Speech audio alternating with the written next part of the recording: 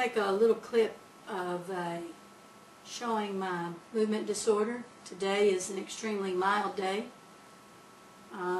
They started in October and they lasted through December quite strong, and then January 2011 they have gradually become more and more mild, hopefully because they're slowing down. That or the combination of learning how to maybe control them. But sitting comfortably or laying, they can almost stop or completely stop, but sitting uncomfortable or standing for a while, then my movements tend to start. So I'm sitting on the edge of the couch, which triggers a movement, and you can see my left hand and arm would move, and when I would if I was to try to point out and then touch my nose, I usually miss. And but with my right hand, it does some, but it tends to have a little bit more control than my left arm does. The trunk of my hips, they're moving as I sit on the edge of the couch, which obviously affects my legs and makes them move. So sometimes I feel like the movements are coming from the inside of my trunk, and then they're spreading out to my limbs with the exception of my left hand. But my left hand and arm can be relaxed if my whole trunk is more relaxed. So if I try to sit all the way back to have some support, then I have a little rock to me where it looks like I'm rocking a baby, trying to comfort the baby. And after I've sat here for a few minutes, then these stop with my arms and my legs until I've settled for a few minutes. But then as soon as I move, either in talking and I raise an arm, so if I was to raise my arms out, then they're going to move, turn them over, they're going to move more, and then put them back down. So I tend to keep myself to myself. Sometimes my right hand holds the left to sort of keep it in control and keep it from hitting my neighbor. My gait when I walk is wide, and if I'm standing still upright, then I have sort of a S or a snake-like movement with my body. It flows down my trunk into my legs. So I'll stand up and show that one. Getting up triggers of movement because of needing to move, so I usually hold on for stability so I don't fall. And you can see how the movement in around my hips, which of course is going to affect my legs and my knees and my whole upper body to be moving.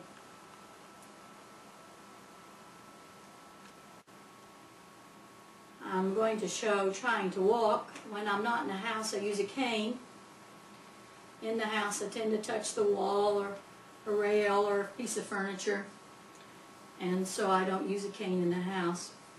But to keep my stability, I tend to walk with my gait pretty wide. If I have a cane, it's less noticeable because I use it to prop with.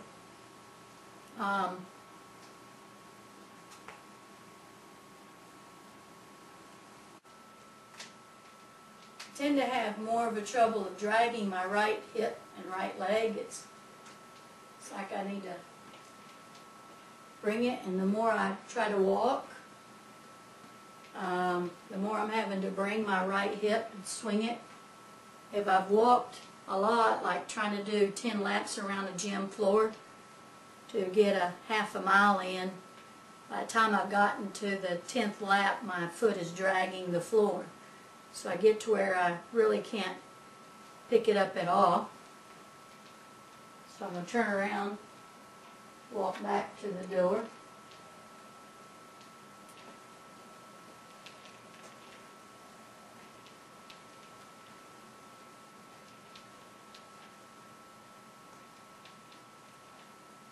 If I attempted to actually walk with my feet in front of the other foot instead of being shoulder length apart, I am extremely unstable. If I can do it at all, bringing my right foot in front of my left.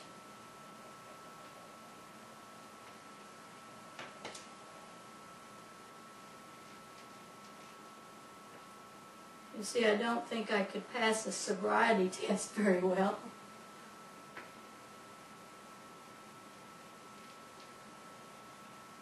So I'm not able to balance myself. It triggers with movement. To stand and to raise a leg.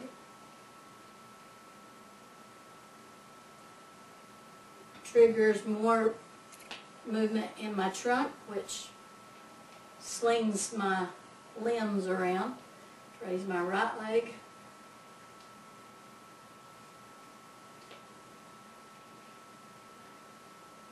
To try to hold it out.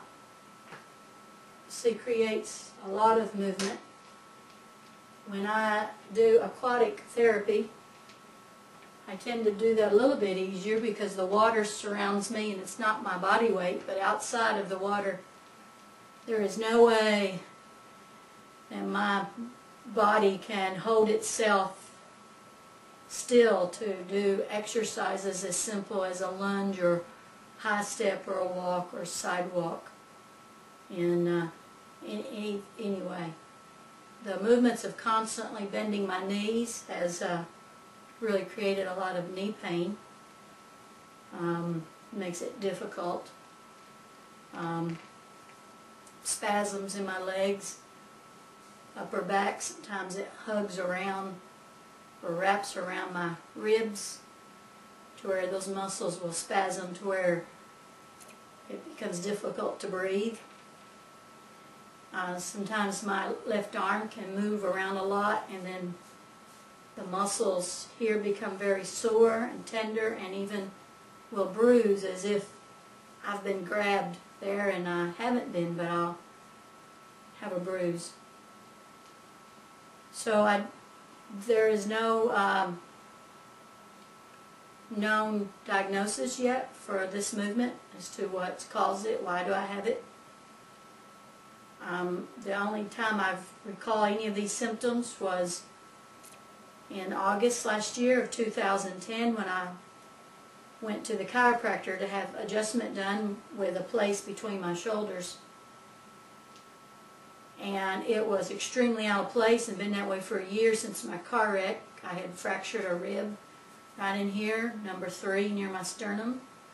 And that amount of pressure that forced to break a rib also forced out in my thoracic spine. And when the chiropractor tried to put that in its place, not only was that in extreme pain, loud noise of popping, but when I would attempt to raise my arms, they would do this motion, and I thought it had to be from the thoracic area being misaligned. My neck pain and head pressure just grew into intensity that I agreed to a steroid epidural in my neck.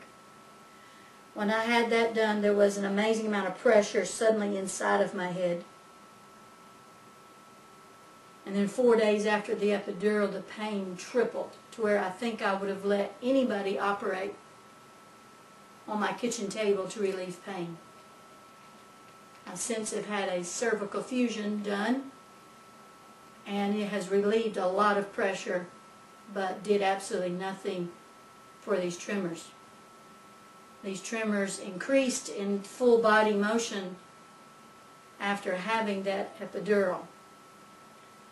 No doctor thinks the epidural in itself is the cause, but maybe a trigger of something that was already laying there, and it sort of revealed it or allowed it to be exposed. Otherwise, I don't know. One neurologist has ruled out Parkinson and seizures, and that's it. Trying to get in at Vanderbilt's movement disorder, and I can't see them until January 2012. Mayo Clinic in Florida does not accept my insurance. So in the middle of April 2011, I have an appointment with Emory in Atlanta, Georgia. And we pray that they are able to see what situation has triggered these movements and what is suggested as a way of controlling them so that I can be more functional. Not being able to function has weakened my muscle, has removed muscle tone and strength. The phrase, if you don't use it, you lose it, is absolutely true. If anybody has any ideas or suggestions as to what these movements could resemble, I know the gait tends to be like